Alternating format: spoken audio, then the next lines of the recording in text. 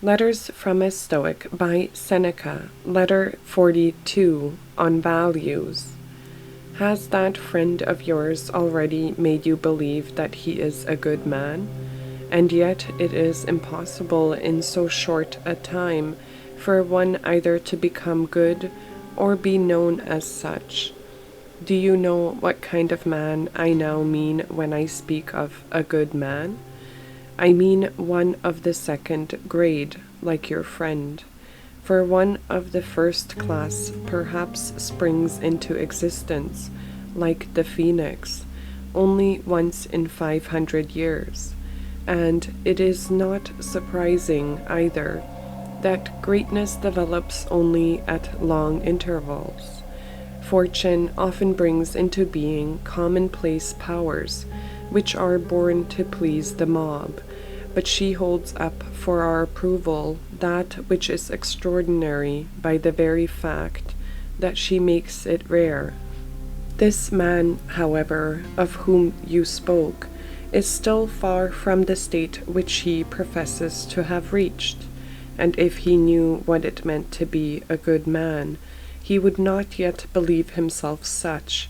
Perhaps he would even despair of his ability to become good.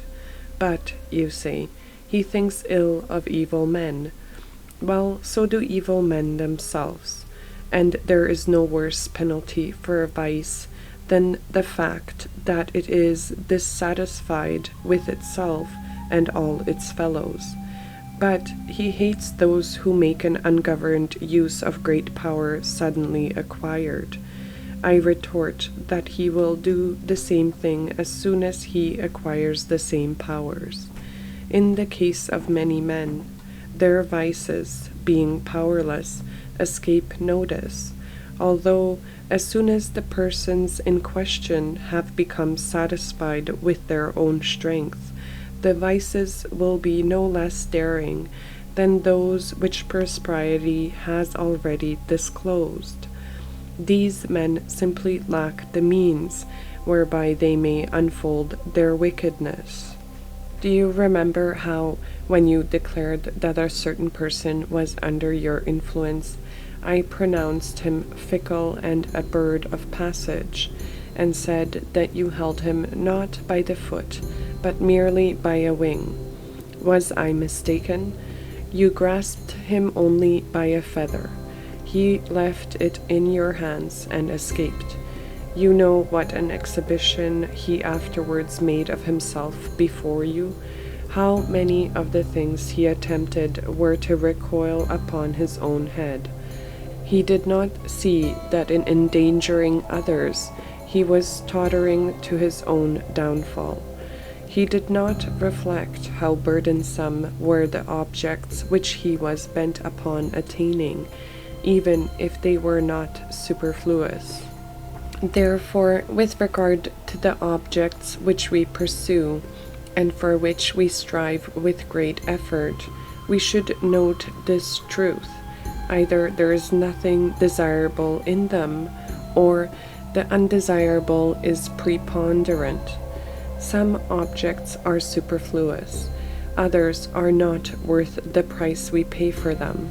But we do not see this clearly, and we regard things as free gifts when they really cost us very dear. Our stupidity may be clearly proved by the fact that we hold that buying refers only to the objects for which we pay cash, and we regard as free gifts the things for which we spend our very selves.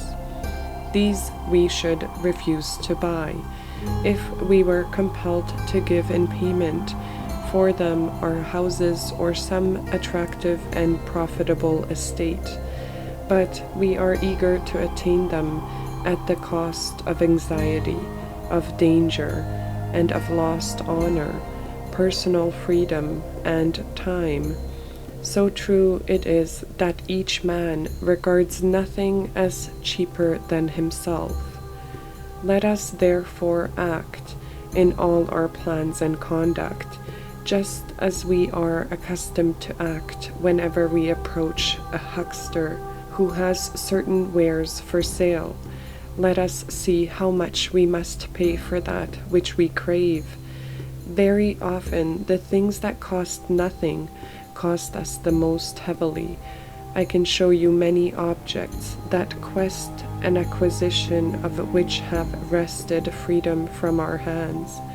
We should belong to ourselves, if only these things did not belong to us. I would therefore have you reflect thus, not only when it is a question of gain, but also when it is a question of loss. This object is bound to perish. Yes, it was a mere extra. You will live without it just as easily as you have lived before. If you have possessed it for a long time, you lose it after you have had your fill of it. If you have not possessed it long, then you lose it before you have become wedded to it. You will have less money, yes, and less trouble, less influence, yes, and less envy. Look about you and note the things that drive us mad, which we lose with a flood of tears. You will perceive that it is not the loss that troubles us with reference to these things, but a notion of loss. No one feels that they have been lost, but his mind tells him that it has been so. He that owns himself has lost nothing, but how few men are blessed with ownership of self. Farewell.